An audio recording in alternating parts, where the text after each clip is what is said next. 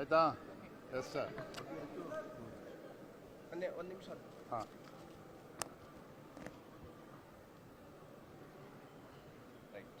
Yes sir.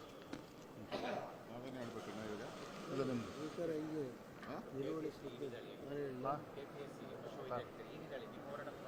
ಯಾವುದು ತಡೆದ ಬೇರೆ ವಿಷಯದ ಮಾತಾಡ್ತಾರೆ.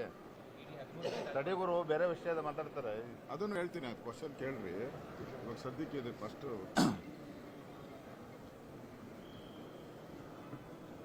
ರಾಜ್ಯದಲ್ಲಿ ಭೀಕರ ಬರಗಾಲದ ಬಗ್ಗೆ ಈಗಾಗಲೇ ಬಿಜೆಪಿ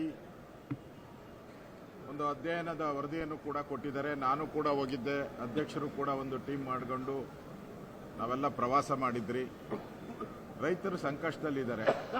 ಒಂದು ಕಡೆ ಕಾವೇರಿ ವಿಚಾರವಾಗಿ ಈ ಸರ್ಕಾರ ತಪ್ಪು ನಡೆಯಿಂದ ಸರಿಯಾಗಿ ವಾದ ಮಾಡದೆ ಕಾವೇರಿ ಜಲಾನಯನ ಪ್ರದೇಶದಲ್ಲಿ ಹಳೆ ಮೈಸೂರು ಭಾಗದಲ್ಲಿ ಬೆಳೆನೇ ಬೆಳೆಯೋಕ್ಕಾಗದೇ ಇರುವಂಥ ಪರಿಸ್ಥಿತಿ. ಇನ್ನು ಉತ್ತರ ಕರ್ನಾಟಕದ ಭಾಗದಲ್ಲಿ ಮಳೆ ಕಡಿಮೆ ಆಗಿ ಮಧ್ಯ ಕರ್ನಾಟಕದ ಭಾಗದಲ್ಲಿ ಪೂರ್ತಿ ಬರಗಾಲ. ರೈತರು ಸಂಕಷ್ಟದಲ್ಲಿದ್ದಾರೆ. ಆದರೆ ರಾಜ್ಯ ಸರ್ಕಾರ ಇದುವರೆಗೂ ಒಂದೇ ಒಂದು ನಯಾ ಪೈಸೆನೂ ಬಿಡುಗಡೆ ಮಾಡದೆ ರೈತರಿಗೆ ದ್ರೋಹ ಬಗೆತಾ ಇದೆ. ಇನ್ನು ಬರಗಾಲ ಅಂತ ಘೋಷಣೆ ಮಾಡಿಲ್ಲ.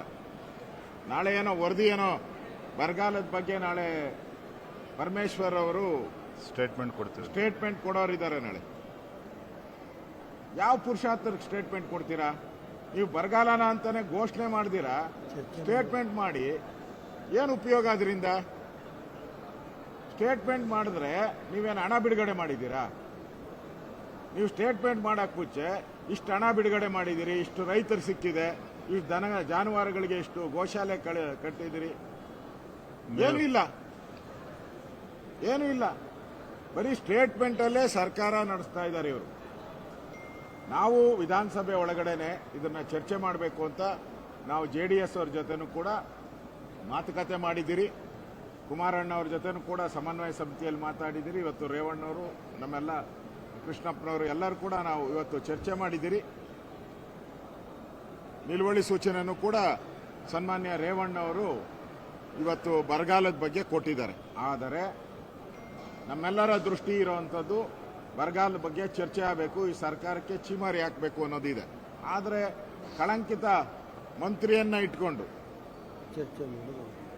ಈ ಕಳಂಕಿತ ಮಂತ್ರಿಯನ್ನ ಕೈ ಬಿಡದೆ ಇವರೇ ಮಂತ್ರಿಮಂಡಲದಿಂದ ಕೈಬಿಟ್ಟು 187 ಕೋಟಿ ಲೂಟಿ ಆಗಿರೋದು ನಿಜ, ತಿಂದಿರೋದು ನಿಜ, ಅದು ಎಲೆಕ್ಷನ್ಗೆ ಹೋಗಿರೋದು ನಿಜ, ಇಷ್ಟು ಪ್ರೂವ್ ಆಗಿದೆ. ಅವ್ರ ಮೇಲೆ 4 ಕೇಸ್ ಇದೆ, 3 CBI, 1 ED ಕೇಸ್ ಇದೆ. ಇಷ್ಟಿದ್ರೂ ತಗೊಳ್ಳೋ ಅವಶ್ಯಕತೆ ಏನಿತ್ತು?